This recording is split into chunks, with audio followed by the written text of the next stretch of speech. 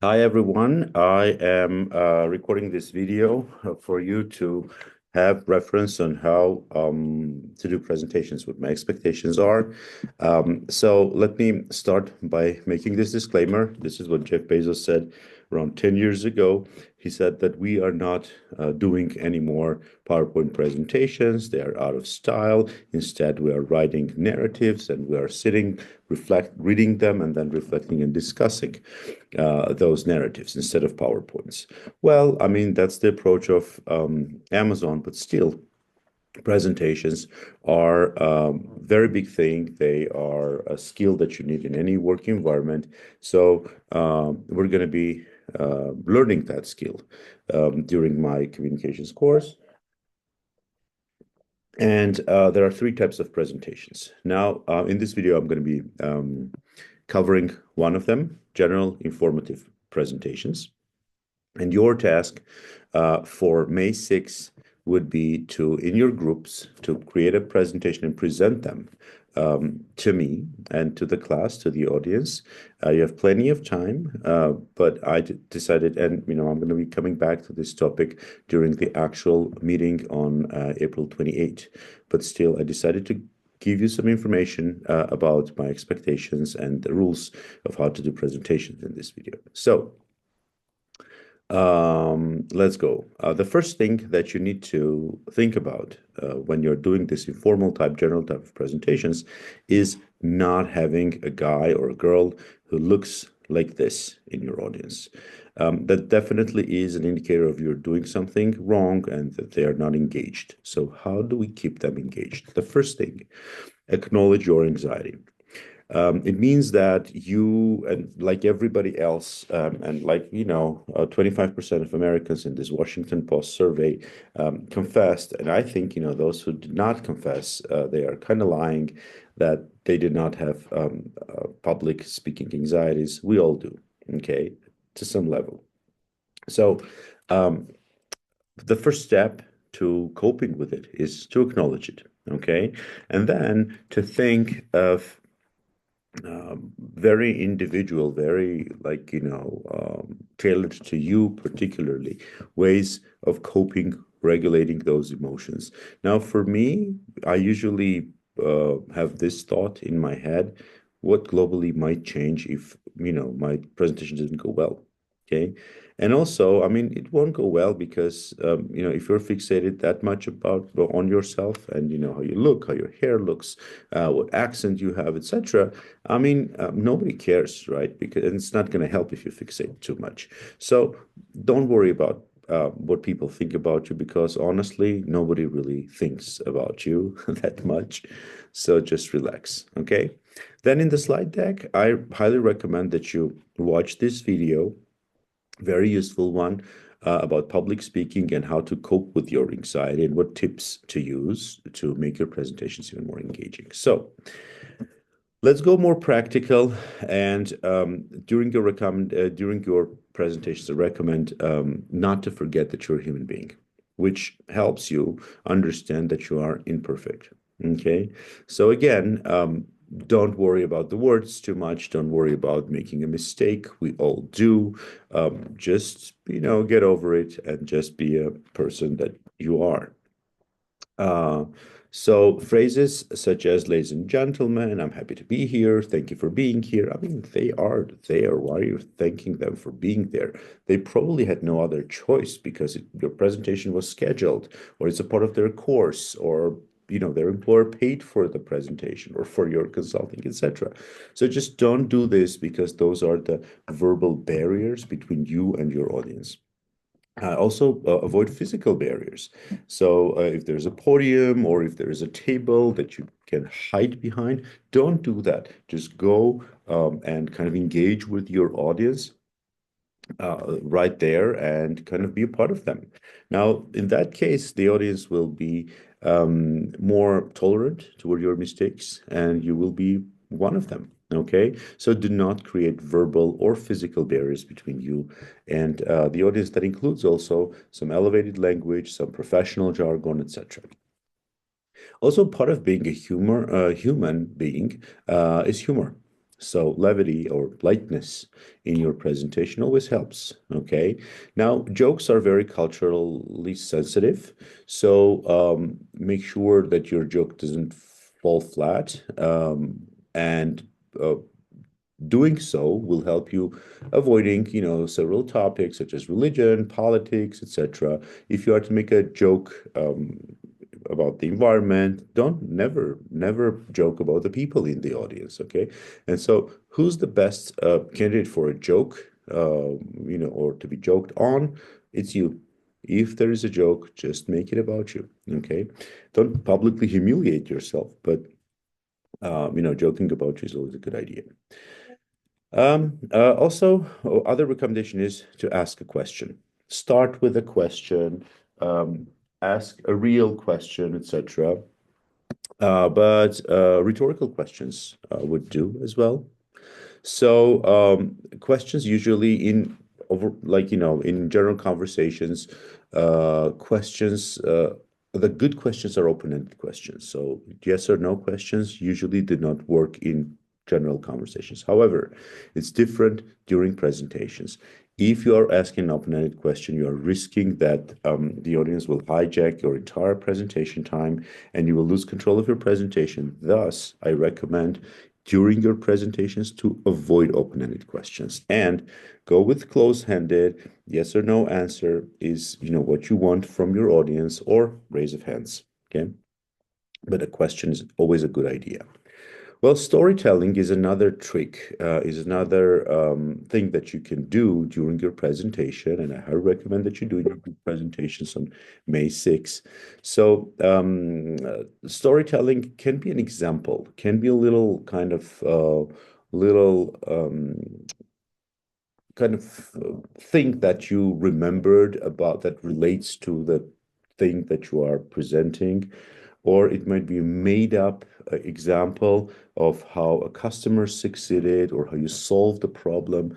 So anything that can be packaged as a story and shortened to the not the entire format of the journey of the hero, but some key points of it. For example, how it started, what the failure was or what the crisis was, and what the treasure was, how you solved that issue, and what the lesson is, and the so what part of it.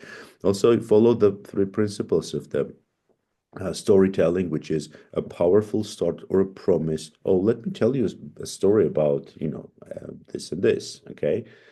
Colors, bring in a character, give them a name, add some details, what town it was in, or what kind of a product in particular are you talking about? What were some particular details of the a problem that you solve and how you solve it, and also the lesson or the moral of the story. The three apples, very briefly, can be also presented in your presentation. So this very zipped, very condensed journey of the hero type storytelling always helps during the presentations. Also, I'm expecting you guys to come up with some kind of a very brief, short activity or a game during your presentation. I know that you have 10 minutes. I know that you don't have much time, but two of those 10 minutes devote to activities such as a Kahoot, Poll Everywhere, etc. Any other thing that people can engage with during your presentation using their devices, their computers, etc. Or it can be a low-tech activity of some kind. Some prizes usually work well as well. It activates your audience. And remember, you do not want your audience to be bored. So I recommend that you do these activities. Number three, use of number three in your presentations is kind of an advice of a different scale or level, I would say.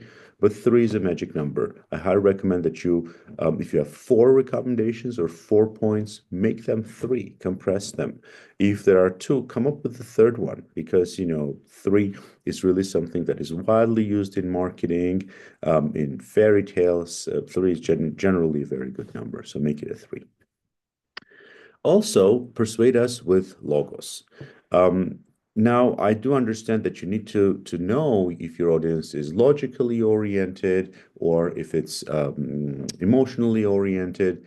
I think that we spoke about this in class that the majority of cases of miscommunication, they are because we are giving a recommendation to a person who needs a hug, so to say, or there's a mismatch between a logos type of a conversation and a pathos or an ethos type of a response. So to logos, you need to emotional situation, you need to respond emotionally, etc. We spoke about this, right? However, um, in any case, in business presentations, in professional environments in general, some numbers, not excessive numbers, but some numbers always add like formality, seriousness, and persuasiveness to your presentations. So bring in some numbers, however, make them easy for your audiences to digest. What makes them easy to understand is a comparison, an analogy.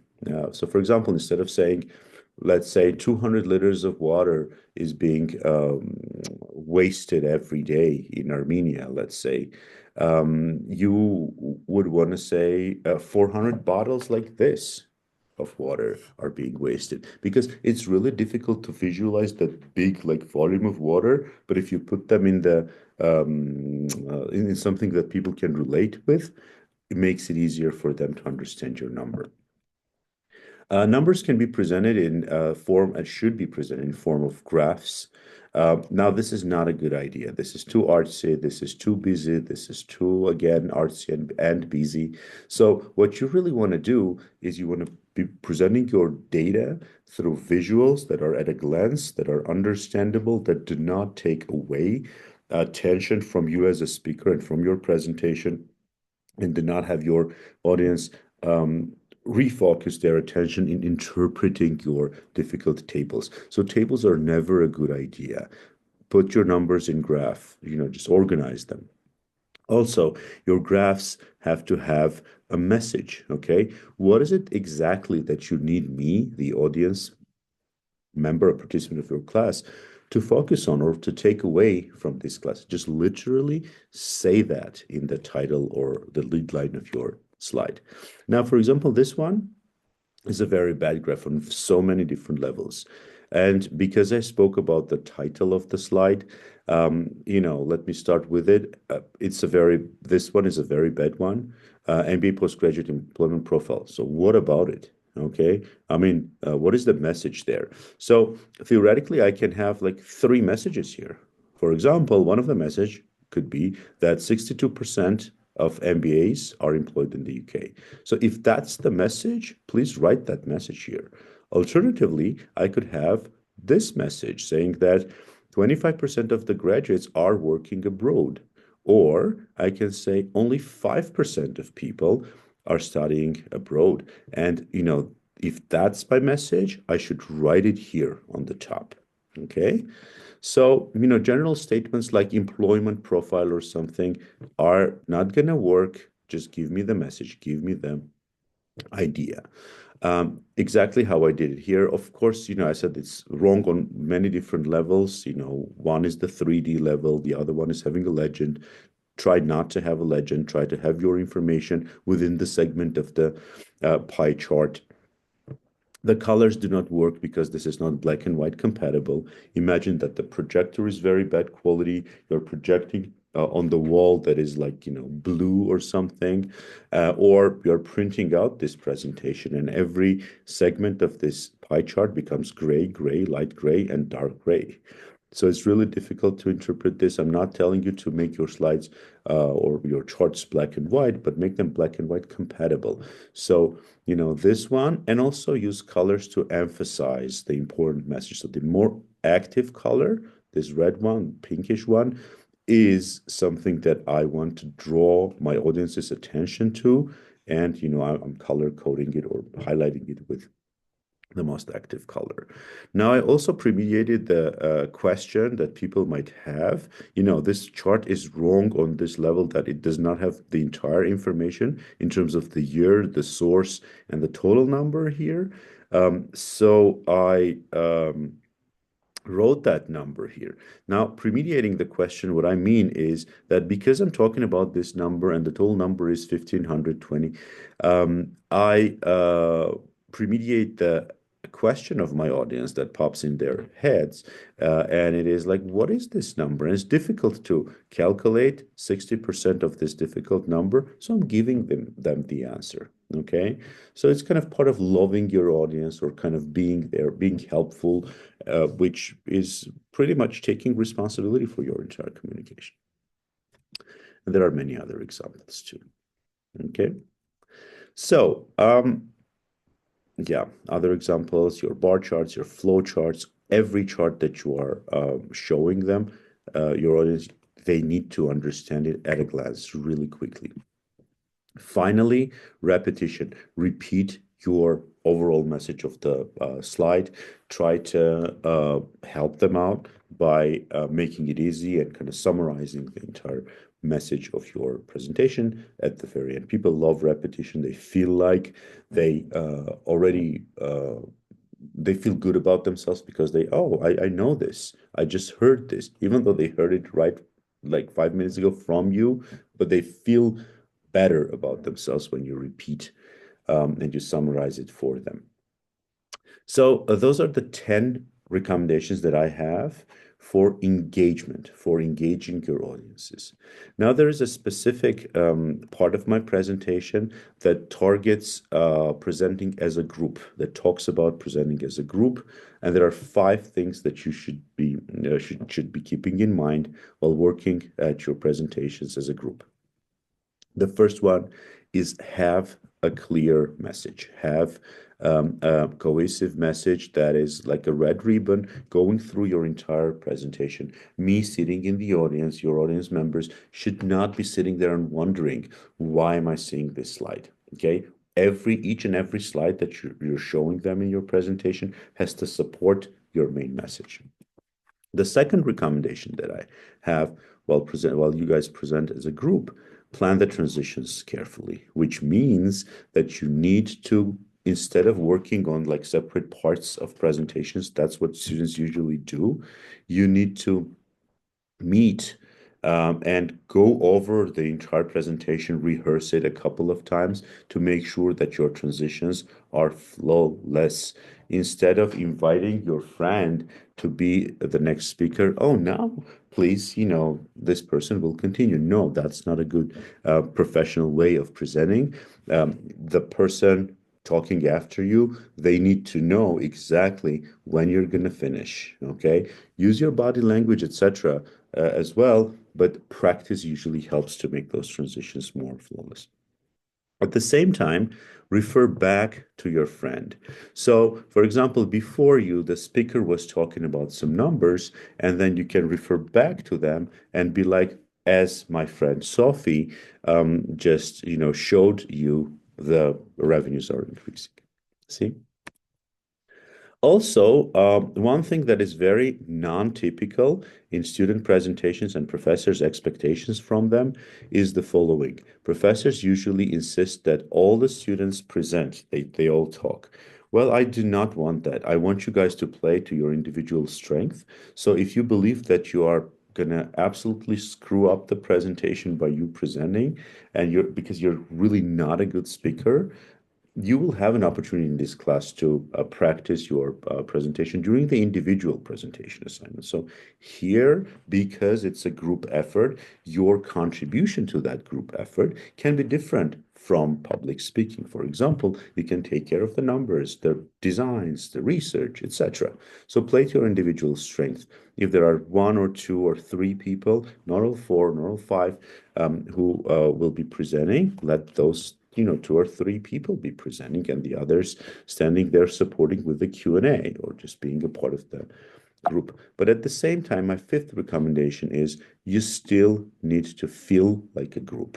So if you are there presenting, and even if there are 2 main presenters and the others are just standing there, you shouldn't be like, staring at the wall or ceiling or detaching yourself from the group. You still have to feel like you're part of this group. Engage in eye or make an eye contact with your audience, smile, try to be helpful and supportive to the speaker, etc. And also kind of, come forward, for example, when the audience is going to be asking you questions. So you should feel like a group. So to summarize, we spoke in this video about the 10 recommendations on how to engage your audiences. That included asking questions, that included storytelling, using number 3, acknowledging your anxiety and regulating it, using a humor, being a human overall, presenting your visual numbers in visual form, and also repeating. As a group, when you are presenting, you want to make sure that you are following the red line, the red ribbon, that you are there as a group, you are planning the transitions perfectly, also referring back to each other, and then you play to your individual strength. Good luck with your presentations on May 5, and I'm looking forward to it. Thank you.